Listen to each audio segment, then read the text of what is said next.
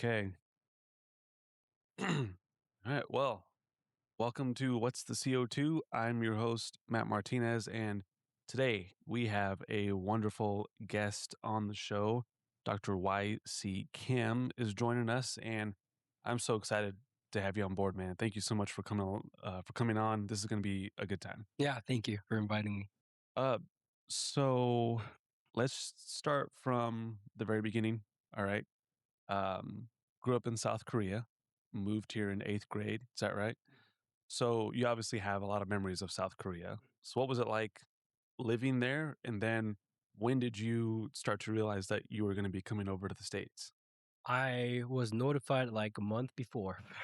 Yeah, so it was a whole like a family business situation where my dad had lost like a lot in the business in his business that so we had to pretty much like flee from all the financial issues that we were having. So yeah, I remember like a month prior to the move being told, "Hey, we're actually going to America." I was like, "Okay, all right." Like I trust in God. I still think that's the best move if that's what's in front of us. So I remember being not quite being shocked, but still having that reassurance that okay, it's gonna work out. So Did you get a did it not kick in until you were actually here in the States? Or did it were you still in Korea when you were like, holy cow, this is serious. We are moving. yeah, I don't know. I never thinking back, I never had that panic moment. I was just like, okay, I'm doing it. I think I do remember that when once we moved, the whole change in environment really got me a little depressed. Like I remember being in suburb of Chicago where no one's on the street, no one's walking on the street, which is very different from South Korea where everyone's walking on the street. There are people everywhere.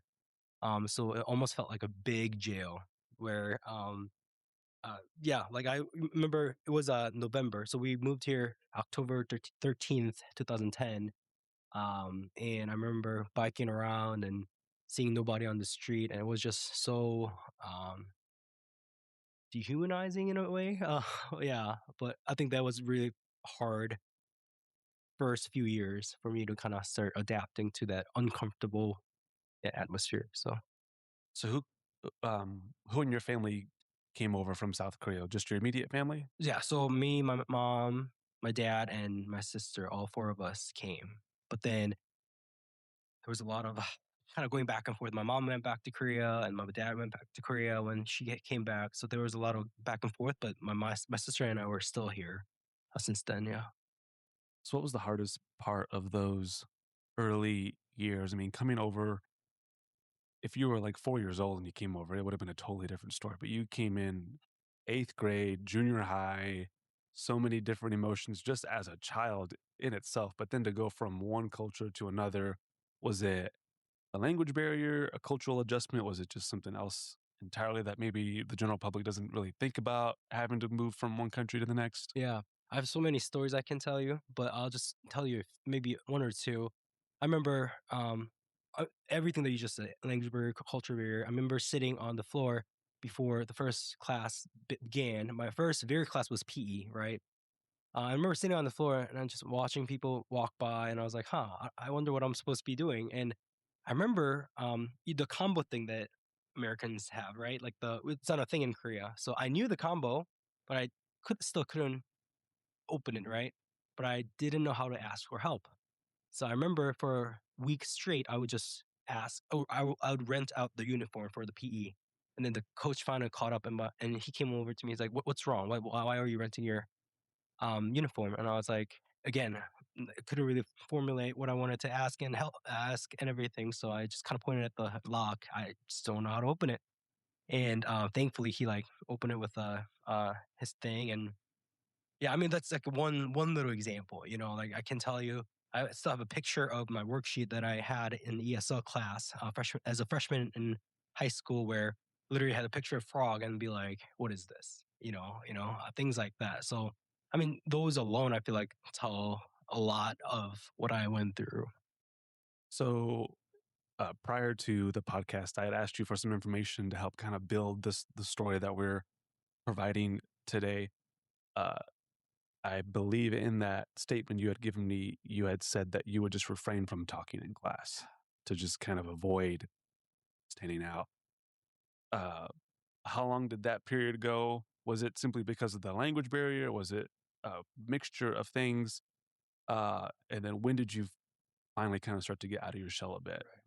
That's a very great question because it ties into a lot of aspects of my life. Because so it lasted, I would say, all the way from freshman in high school to freshman in college. What happened in college is that I met a few people that that for a fact, like, just loved me for who I was. Didn't worry about my accent. Didn't worry about how I couldn't say certain words, or how I couldn't formulate certain things. Just literally, just loved me as who I was. Some of the leaders at my university in Illinois, and then I think that was really the turning point as to, like, oh, like, maybe I can just be myself. Maybe I can still talk in accent and still say silly things, and people still can love me. And that's really when I started to come out of it. And again, I think that's a great question again, because my faith wise to college year of my high school is when I started to be really serious about my faith. Hey, if 'cause my mom used to bring me to church all the time, and she introduced me to this person named Jesus Christ. But I was like, okay, well, I'll go to church, but I'm not really sure what I'm trusting in. And then that's when I was really asking a lot of questions and praying, and asking the Lord, hey, if you're there, I really want to meet you.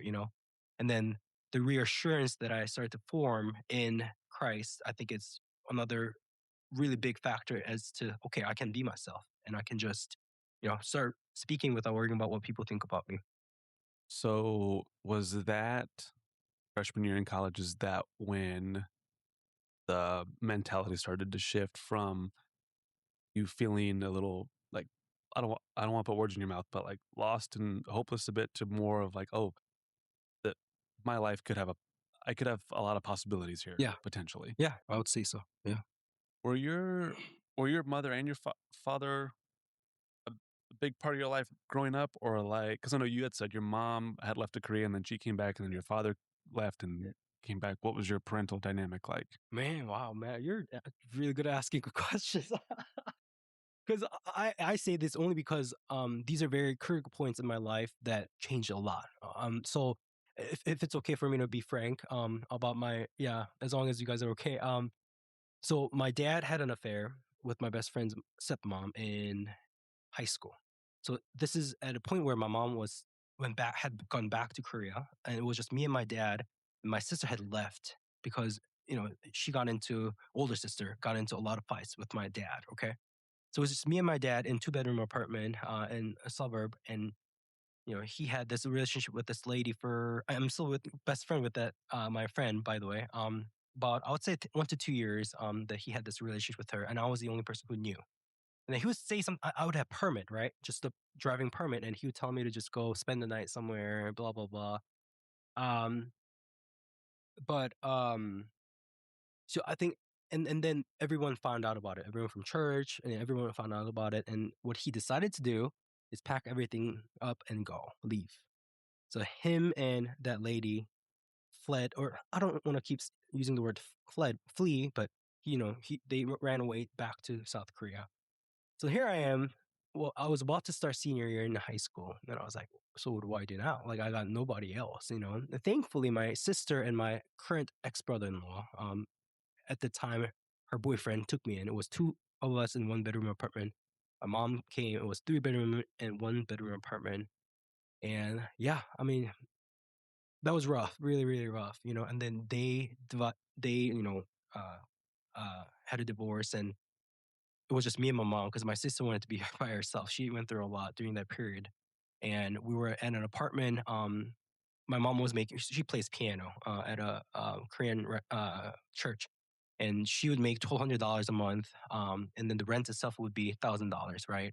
And then we would get food stamp and everything, lie heap, all the government supported stuff, and we ended up moving into government supported apartment, Section 8 apartment, which my mom still lives in. Well, yeah, so we went through a lot financially, but yeah, I think those experiences have been like pivotal moments for me because of all the financial difficulties for sure. Yeah. So you talk about growing up in Chicago. Hmm. Obviously, we're not in Chicago right Right. now. So was it medical school that brought you to Des Moines? Hmm. Right. Yeah. And when did you start becoming more confident in your English? Because you didn't come here knowing English, Right. right? When did you start becoming more Yeah. confident in that? Another great question. I would say sophomore year in college because that's when I started to teach. Like I took a lot of teaching position to teach like physiology. I had a great mentor whom I still talk to, um, uh, and like anatomy and everything. So it was just surreal for me to be able to teach the ones who are born here, native English speaker, teach them like very difficult scientific subjects and try to break it down for them. So it was very surreal moments, but I think that's when I start to build some confidence. So, if you don't mind me asking, and we can cut this out if we need to, um, do you still have a relationship somewhat with your father, or you haven't I spoken to him do. since? Oh Okay. my gosh, man, you're all the good questions. So,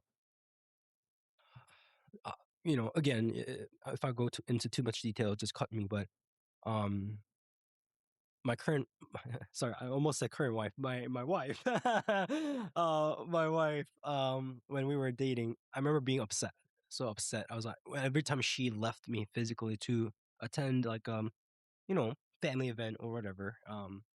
It was like such a deep and like rigorous anger, and I kept asking myself, "What is this?" And then I realized it was. I think a lot of it is from when my dad left me. I used to think, "Oh, I'm fine." Like I didn't even shed a tear. I'm like, "Okay, my dad is leaving me, or whatever. I don't care." But then I think that clicked where how could you leave me physically when you say that you love me? You know, Um, so the reason why I'm talking about this is because we still stayed in touch. My mom and my sister still don't talk to my dad to this point. He has not seen any of my children or my sister's children to this point to this day. But I kept in touch, and one day I had to just call him and be like, I was in tears. Hey, like I thought I was okay, but it doesn't seem like I'm okay. I have already forgiven you, and I will forgive you. But I just wanted to let you know that I've been struggling with this anger inside of me, and I think some of it is what you have done to me, and then he finally, for the first time, apologized.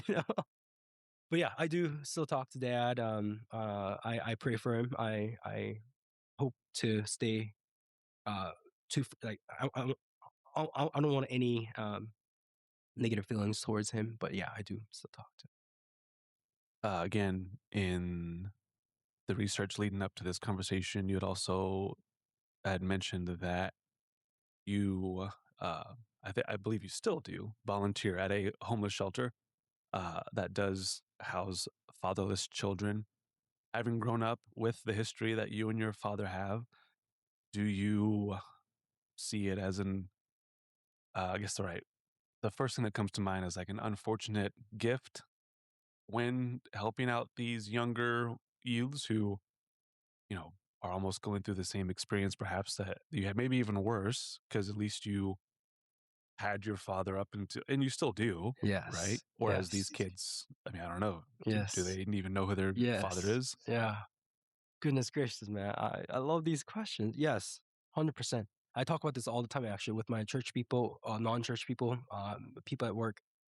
I love to be the father to the fatherless. And as uh um uh commanded by the Bible too. And there's so much grace and so much blessing in it. I can tell you all these stories. And I was just telling Matt prior to this episode is that we're having my neighbor's having a birthday party, and I'm bringing my neighbor specifically wants me to bring some of the kids that we take care of, quote unquote, take care of. So I met this family, a single mom family. So one of the families that we've quote unquote taken care of, single mom family, 6 kids, right? And youngest is 4. There are 3 boys between 9 to 12, and then there are 18-year-old girl, the oldest, and 17-year-old girl, who's the second oldest. and they're pretty much dispersed. Mom's with the 4 boys, and the girls are separate, you know? The reason why I'm talking about this is because they, um, they reach out to me. They reach out to me and my wife if anything happens. Like, they literally consider me as uncle, you know, and they're black. And I remember, dropping them off at school and doing these things. I remember they would say, "Hey, my friends were asking me, oh, I didn't know your dad was Asian." That's awesome. Yeah, so things like that. Like, I get to be a literal like father to these fatherless, and the joy that comes from it is just incomparable, you know. And I tell people all the time, you know, and by the way, one of the boys is baptized was baptized this last year, July, I want to say. Um, and I mean, there's so many things I can tell, but one thing I do look forward to, maybe I'm jumping the gun, but is that one of these girls that we take care of, I'm gonna walk them down the aisle, you know, as their surrogate father, if you will. Um, but yeah, there's so much, just like you said, I there's so much that we can experience by being the father to the fatherless, learning what the father had to go through for us, you know. So Let's shift lanes a little bit here. So obviously, you're a physician.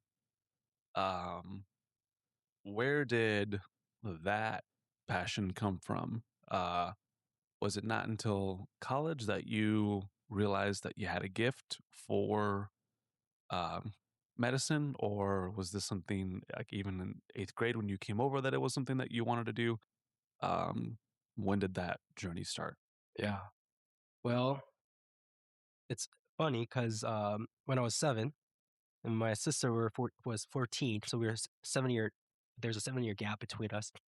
We're in Korea, obviously, and my mom was praying for my mom's side of the family, because there are a lot of physicians in Korea. She was praying that they would somehow, you know, use their gift in medicine for spread of the gospel. And then my mom always tells me she heard God's voice asking her, "Hey, can you devote both of your children to me?" My mom said, "They're already yours." And God said, "Then I want to use both of your children as medical missionaries." I was 7. Again, my sister was 14. Ever since then, we had this notion that somehow we would end up in medical field. But then, I mean, I don't know. My sister was one of the most like party girls I've ever met in my life. You know, and in high school, I wanted to do music, and somehow I can't even tell you how. Somehow I went to college for health science, and I ended up here. You know, and my sister too. She's a nurse. You know, I really don't think I can explain how it all happened, but it did. So medical school obviously is notoriously difficult, right? I mean, uh, we don't have to watch TV to know that. So, what does the general public not understand about what it takes to actually become a physician? Is it just um, the rigorous amount of education and training that you do get from medical school or residency? Is it something else that doesn't get talked about? What do you, if you had to, invoke one or two pieces of wisdom to the general public that they may not know, what would you say About about like getting into medical school and what it takes to actually ooh, become an attendee? yeah, become attending, so including residency, right? Yeah, I yeah. think obviously rigorous training, studying all day, every day, with little breaks. I think everyone know that, right? I think one thing I would say that I knew I would have to experience this, but it was totally different once I did experience it, was like dealing with grief, and loss and death and dying. I actually love this part of my job where we get to be with people who are sick, and where, especially at the medical center that we work at, where a lot of the patients that we serve don't really have family that are around to help them. But there's such a beauty in being around that environment. I remember, I think Ecclesiastes talks about it's better to be in the house of mourning than house of feast. I really think there's truth in it, where we get to counsel, hold hands, walk them through this process of dying and suffering. And I think it's like I said, I think there's a beauty in it, but that's something that we know that's entailed in the job description, but at the same time, once you experience it, it's just totally different ballgame. Yeah, I would agree absolutely with that. I think schooling can only teach you so much, but then once you actually end up realizing that you're by someone's deathbed, that's a whole new world. You can't be trained on how to properly um, what's what's the right word, react to Mhm, that. mhm. Um, so you are specializing in, is it physical medicine and rehab? Is that right? Sports medicine. Sports medicine. Yes. Yep. Okay. Um, can you explain in detail what your hopes are for that? What your Yeah. goals with that Yeah. specialty? Right. So I'm an internal medicine doctor, right? I don't work in the clinic. I usually, help people, treat people who are in the hospital, acutely sick. And I want to do sports medicine because, a lot of people go into sports medicine because they love sports and they love working with athletes, healthy people, and helping people get back to their functionality, right? But I want to do sports medicine. It's quite different. Is because sorry, I'm a little sick, as you can tell. I think I in the statement that I sent to you, the mission trip to Ecuador. That's what really changed everything. Is that I work with a pediatrician, general practitioner in Ecuador in that rural setting where not a lot is available. And I saw that there's not a lot you can do. Like, painkillers that we brought, antibiotics we brought, and some vitamins that we handed out, but it just didn't feel like we were doing much, especially in that kind of setting. But I work with physical therapists and a DO who did some manipulation, OMM, and people literally walk out of the camp like crying, like, either they were getting relief or they were getting reassured and things like that. And that really touched my heart. And I was like, you don't really need much. Like musculoskeletal medicine, you really can bring just a few things to help people really uh, get relief from acute or chronic pain that they've been experiencing, and that really opened my eyes to like manual muscle or OMM, like osteopathic manual manipulation in general, and opened my eyes to musculoskeletal medicine. So that's my hope is that this 1 year of extra training in sports medicine would allow me to um, be equipped with all the I always talk about this inexpensive and portable musculoskeletal medicine, including again OMM. I just needed my hands to be able to help people, and also minimally invasive injections. Steroid people generally know ultrasound guided. What I'm really interested in, like prolotherapy. I know stem cell and PRP are really big, but the evidence behind it is not the best, and it's very expensive. Certainly not portable. So things like that, like I'm very interested in pretty much like internal medicine population, people in their 50s and 60s who are not surgical candidates, um, but who are still seeking for relief. And also the underserved population where, they don't have much to work with. Yeah.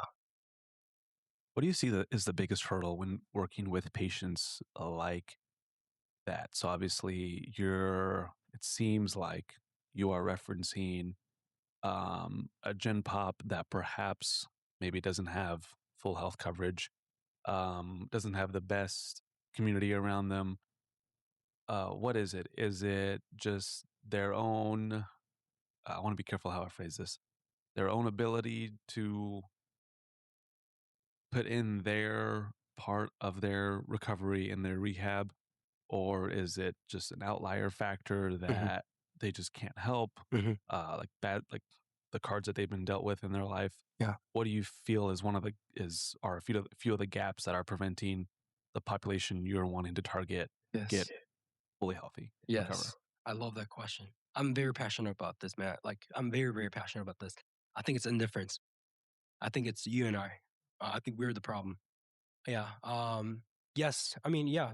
We see a lot of homeless people at our medical centers, as you know. It's very difficult to deal with. We have called their families, and they literally yelled at us and be like, "Don't call us ever again. I don't care. Yeah, I don't care if that person's in the hospital. I really don't."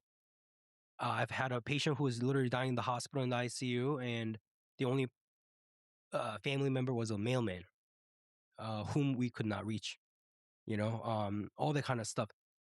I really think it's indifference that's killing our er, and maybe inconvenience to I'll just focus on one thing, indifference, because, like, we know very well, especially you if you live in, like, metropolitan areas, there are people in 5 to 10-mile radius of where you live who are dying, whether it's physically, spiritually, mentally, whatever we know very well that there are people dying. But the thing is we don't really care. We hate to admit it, but we really don't. Um, because, whatever excuse you might have, I'm not financially stable, or I I'm too busy, whatever the excuse it might be. Because again, kind of going back to the families that we serve, they literally treat me like their family member, right? And I try to treat them like a family member, and it's really hard for me to just uh, uh, try to, like I said, take care of is it's a too grand of a phrase, but uh, it's really hard to just take care of one single family. And there are times, since 2018 where we were trying to take care of two, three, even four families with the help of my friends too. But it gets really hard, right? I mean, going out because we would like hang out almost weekly, take them out to movies, McDonald's and things like that. But there are some limited resources too. But I truly believe if everyone, was had a was in it, we're really passionate about, hey, let's really end hunger in our city, in our town. I think it would be totally possible, but it's just the indifference that's preventing it. So I know we keep touching back on the research that we did prior, but you had mentioned Dr. Paul Farmer's idea of, I always have trouble saying this word, accom- accom- Accompaniment. accompaniment. I'll edit that out. No, I won't. Over aid Yeah. that clearly resonates with Yeah. you, and I think you've just spoken a lot on Mhm. why that's uh, clearly important to you. But what does that look like? What does that look like in practice, and then why do you think it's something that modern healthcare is lacking? Is it because of the indifference that you were Mhm. speaking of, or is it Mhm. something else that you can touch base on? Mhm. Um, Good question. I think one thing I'll say is I remember, you know, being a fresh foreigner in high school, college, not being able to speak the language. I remember if you're in that position, it's really hard for you to seek help. Um, it has to be some external force or person that has to reach to help that population or help that person. So I think that's what we need. Is that I feel like we expect people to come to you. We expect, or as medical professionals, we expect the underserved population to come to you for you to quote unquote help. But I think what's really important is that a lot of people, even if we do see these population at where we work, the majority of them are again are we have to reach out to them. So I think that's what we need to do is at again kind of going back to the indifference idea. If you're not indifferent, I would say the opposite word would be loving, right? People talk about that a lot. If you are loving, then we would have to reach out to those people, make that sacrifice, whether it's financial and time, to make that connection, to accompany them. Yeah. What would you say to a patient that is looking for care that is in that demographic that you're speaking of? How does that patient become um, their own best advocate? How do they? I don't want to say help themselves, but like you said, is it something that we need to meet them in the middle? Because I know you had just said like we expect patients to come to us, but is it more of a sense does the hospital need to be more outreaching to those population groups? What do you think? What would you advise a patient that wants to come in and really, hopefully, start changing their lives for the better? Oh man, I don't know. I'm a little. I think I'm a little critical towards myself and towards like us. It's because I feel like it's our job. It's not the patient's job. Like it's not patient's job to be like, hey, I am morbidly obese. I have all 500 comorbidities. Well, where do I start? You know what they're going to be told at doctor's office. Hey, you need to start losing weight, and patient walk out being defeated, feeling defeated, and I just don't understand how that's going to be helpful. And I think that's where accompaniment comes into play is that you don't just tell people to stop doing what they're doing. You accompany them. There's so many different things. I love reading books on by Marty Macri, Dr. Marty Macri. He's a surgical oncologist from Johns Hopkins, and he wrote multiple books on health insurance and all these different like healthcare.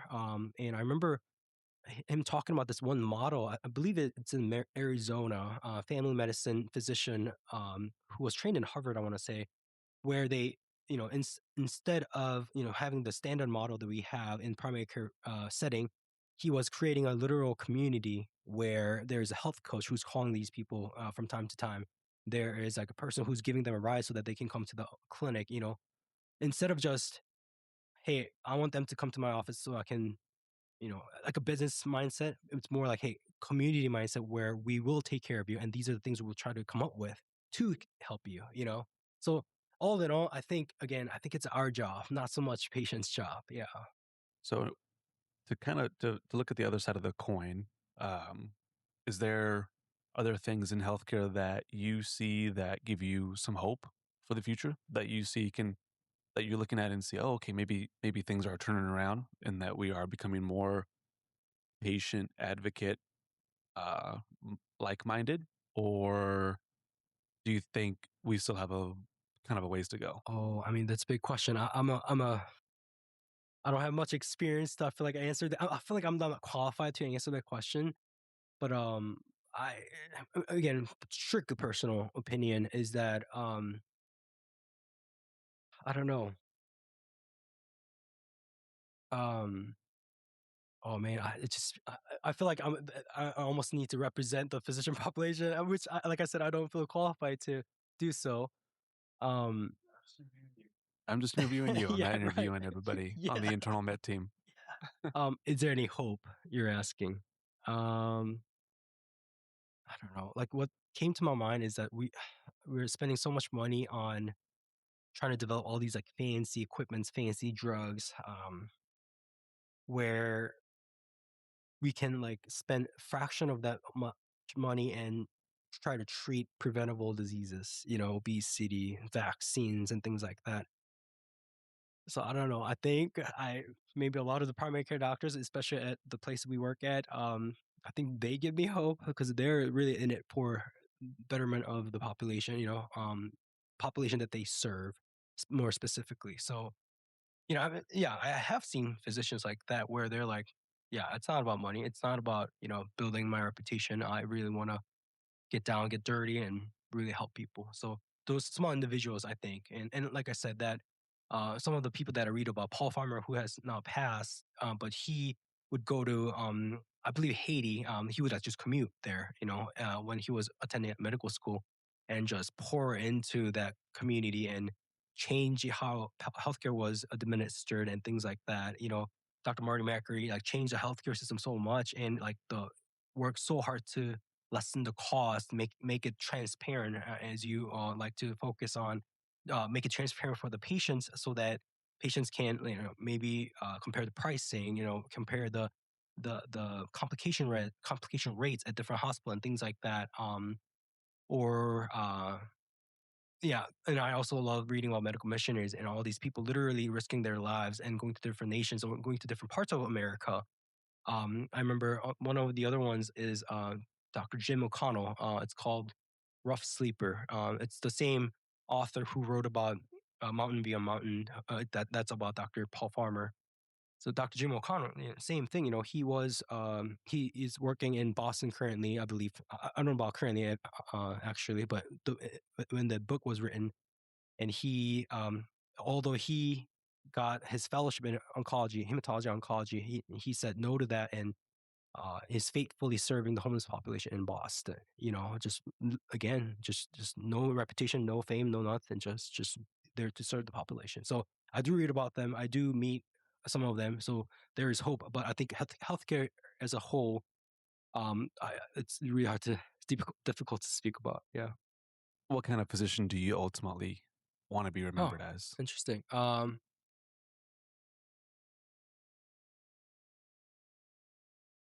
think one of my mentors said three A's: affable, uh, um, able, and what was the last one? Approachable. I think that that's a really good advice where you're not on this pedestal. Hey, oh, Dr. Kim, oh, wow, yeah, just have your way, whatever, you know. But like, hey, YC, like I have this problem. Kind of like one of my favorite movies is Patch Adams. Have you watched that? Yeah, exactly. So just a friend who happened to have that medical knowledge, you know, and being able to my really my big goal is I want to create a community that you know, I believe I do have a little community with these kids that we get to interact with, but I do want to have a community where, you know, I have the medical knowledge, um, and I want to contribute to that community. But you know, you might have other knowledge that I have no idea about, and I want to have that like interdependent community where everyone needs each other. I think that's how we're made to be anyway. So maybe like that kind of doctor who is willing and putting his energy to make that possible. Maybe. So then um what does your dream practice look like? Or what do you see your career looking like in the next few years then? There's a lot of things I want to do. So, like I said, I want to do sports medicine fellowship, and I want to be able to see people with pain in the clinic setting. But again, I still love seeing sick people in the hospital setting. I want to, especially you know, the medical center that we work at. It would be my ideal place to actually. So, I've been looking for a place like that in Illinois where we want to end up in. That's because our families are there. So, I want to have that kind of like practice where I get to do in the hospital practice, seeing sick people, and then outpatient clinic where I get to see some musculoskeletal issues. But I do want to do medical mission, you know, whether it's short, medium term, or even long term. And another population that I've yet to serve that I do want to serve once we settle in is like a prison population. So I want to work at a prison too. So I'm not sure how that all that is going to play out, but those are the things I have in mind. So outside of medicine, who is Dr. Kim? What do you do when you're not in a clinical setting? I know you have a young family. I know you have plans going back to Illinois, but when you're not practicing medicine, what do you enjoy doing? Man, the kids have been a big part of my life. You know, I used to love basketball. I'm like 5'8", but I still love basketball. I love lifting as you do. Just to stay like healthy and fit, you know, not to do anything crazy. But I think currently a lot of it is just spending time with my family, you know, like just going on a walk and you know, I take actually my firstborn Milo, who's approaching 16 months of age. I like taking him to my school gym and kind of like working out, quote unquote, working out with him and things like that. So like a lot of it has been spending time with my family, and yeah, I love reading. I love reading about faith related books and medical missionaries, physicians, surgeons. I have weird fascination about surgeons. But yeah, things like that. You're gonna have to send me a link to some of these books because I'm on a huge book kick right now. I said 2026 was going to be the year that I really dive in, and I have a huge list. So, So send me some of these books that you're reading, man, and of course. I'll be sure to drop a link for all the listeners too. They could Yes, dive into yes, those as well. we should. Um, is there anything about your journey that you haven't fully processed yet, or is it still challenges you that you still question about anything specifically?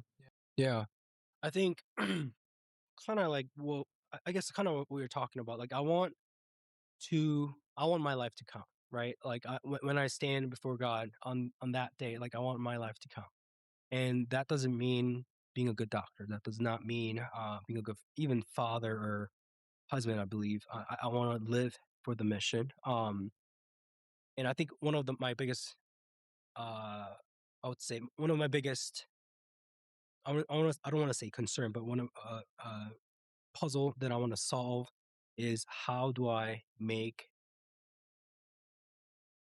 faith regular practice in my medical practice?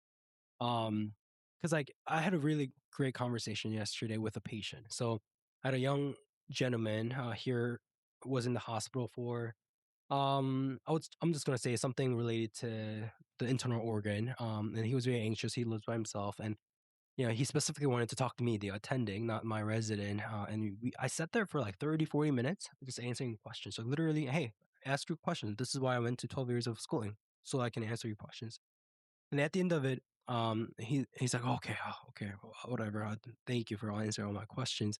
And a lot of them were repetitive too. And I was like, "Oh, I'll just say it again," you know. And then I was like, As a return, can I pray for you?" And he's like, "Oh, whoa, like I actually don't, I don't believe in anything. I respect people's religion and everything." And I was like, "Oh, okay, that's very interesting." Well, I just spent 4 or 5 minutes answering your question. Why don't you listen to me now? So I told him about my journey, my faith journey, and how I came to become a Christian and a physician, and how it's nothing but God's work and God's miracles, and how some of the books I shared with him, like some of the books that I read recently. It's called "Not a Carpenter." Yeah, exactly. But it's a agnostic who became came to know Christ and who wrote a book on like all these historic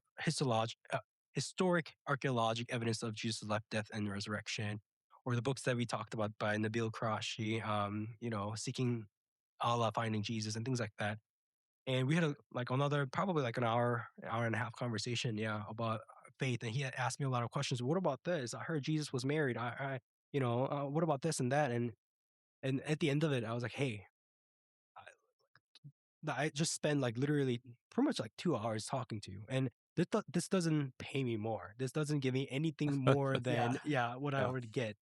But the reason why I spend extra time with you is because I want you to have this peace. I want you to have this joy. I want you to have this eternal reassurance of where you're going, And going back to your original question, that's what I want to incorporate to my practice. I know the current culture is like, oh yeah, you need to respect everyone's culture, everyone's culture, everyone's religion. I 100% agree with you, but at the same time, is that loving? Like, is that loving for you to know the truth and tell people, yeah, just do whatever you want to do, And I think about this all the time as a physician. What's my job is telling people what's right and wrong, right? Like telling people what I believe. Looking at all this evidence and medical literature that I believe you have to exercise. I believe you have to do all these things because I believe our bodies are meant for that. And that's what I want to incorporate into my practice, is that why don't we say the same thing about spirituality? Like, I believe based on all these things that I've read and I've experienced, I believe Jesus Christ is the Lord. And I believe that you should believe in him. And I believe that there is a peace and joy that can only come from him. And like I said, I think that's going to be the most something that I want to incorporate in my practice. Again, not to force anything, but to make that comprehensive medical care where I worry about your spirituality as much as your physical health, Yeah. Um, your mom seems to be probably the cornerstone of your faith. At least from what you're telling me, is the reason why your faith is so strong as it is today. Um, what's your relationship with your mom look like today? Yeah. We still talk about, our faith and everything. And every time we go back to Illinois, we try to pray together. Like just get on the floor. Hey, we need to just pray, you know? Obviously, she gets upset about this and that sometimes, and I'm like, "Oh, mom, what did I do?" But yeah, just like everything you just said, exactly, truth. It's a truth. She has been the cornerstone. She has been that prayer warrior. She has been that. Um, I would even call it an anchor. In the base from which my faith grew. So yeah, every time I talk about my testimony, I think my mom's sacrifice and demonstration of the gospel always comes with it. I don't know if I sent you this or not, but when I was doing the research for the podcast, I was looking up immigration statistics, and unfortunately, I don't have it in front of me right now, and I'm not going to try and deep dive through my Google Drive to find it. But essentially, you are, uh, unfortunately, an exception to the, I'm not going to say rule, but to the status quo. Um, came here when you were in eighth grade, didn't know English, basically single parent income, uh, had sibling, $1,200 a month. Looking back at your story, if the book were to close today, would you be content, or do you still have way more to go? Gosh, these are good questions. I'll answer that question by telling you this one story. I remember one of the first times I interacted with people at the shelter, 2018. So that's when I started. I remember taking out this one family. Mom's Cambodian, right? Three kids. In my 2007 Honda Civic, I took all of them. Um, uh, Dad was in jail because of the drug and everything. Not in the picture at all. No car, no nothing, you name it. And then that's one of the other families that really thought I was closer to them than their own families, their own flesh and blood. First time that I took them out, went to library or something and got them food, whatever, and I got home. And I was just praying on my knees, God, this is crazy that I got to do this for them. They didn't have to worry about transportation, food, where to go, where to stay. Because the mom always wanted to take them out of the shelter because she didn't want her kids to be influenced by some of the people at the shelter. So I remember like on my knees that night at the apartment, in med school, I was like, Lord, like, who am I to be able to do this? I know how wretched I am. I know how wretched I was and how wretched I am still. All these darkness that I still have, but somehow, for some reason, you are trying to work with me, work through me. And I remember saying, Lord, so good and so great. Like, I love you so much to the point where I want to be lifted up to the heaven right now. And I just want to look at you and experience your beauty for the rest of my life. But I was like, nah, there's so many people to be loved. There's so many people to be fed. There's so many people to be helped. Maybe I'll just stay here. You know, that night it clicked because I remember praying that this one of the verses that I was praying for would become reality in my life. It's this. Paul said this: I am torn between the two. I desire to depart and be with Christ, which is better by far, but I remain my flesh for you guys, for my disciples. And I remember that night as I'm praying, I'm like, wait, I'm literally exactly saying what I prayed that I would be saying, And I was just, Lord, for like an hour, I was like, Lord, I lost it. I was like, Lord, I don't know what you're doing through me. This is incredible.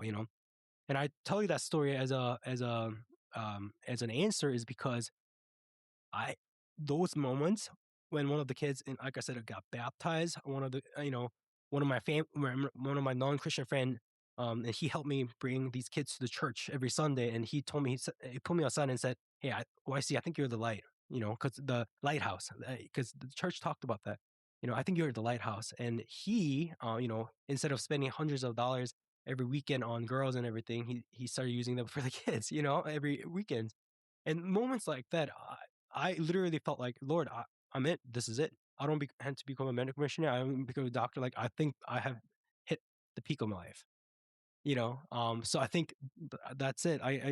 I'm not looking to become something or reach a state or reach or attain a title. It's those moments where I'm like, Lord, I have hit my peak. I have no regrets.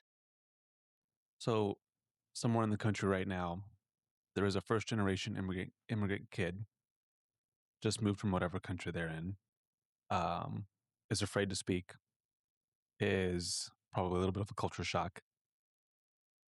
That kid comes in here today. What are you telling that kid? Oh, I actually think about this a lot because I remember when I got into medical school, I emailed my counselor from my high school. I was like, "Hey, Miss Kellogg, you remember me?" I used to go by David. David was my American name. Yeah, and she's like, "Yeah, I do. I got into med school." She's like, "Whoa, do you want to come to the ESL classes and tell your stories?" And I'm like, "Yeah, sometimes I want to." I remember saying that, and I do think about that too. Like it's like there's a lot of things I want to say, right? And a lot of things that people have told me before, stay humble once you become a doctor, or work hard on, you need to learn English, blah blah blah. But I don't know. There's so many things I want to say, but I feel like it comes down to this: seek His kingdom, and everything will be added onto you. I think that's it. Like, seek Him and seek Him, and everything will be added onto you. Like I said, there are a lot of things I can say. Hey, like, work really hard. These are the ways you do to learn English, but it may not work for that person, right? It may not work methodology that I might offer for them. But one principle I know that will work is that if that he or she will seek his kingdom first, then everything will be added on to them. And with that, we're going to call it a day. Dr. Kim, thank you so much. I hope your story impacts at least one person out there that's listening right now because it is truly unique. It is truly needed to be heard. And again, thank you for your time today. I hope we can do it again sometime soon. Yeah. But until then, thank you everybody for joining us today on What's the CO2? And we look forward to joining you again soon. Take care.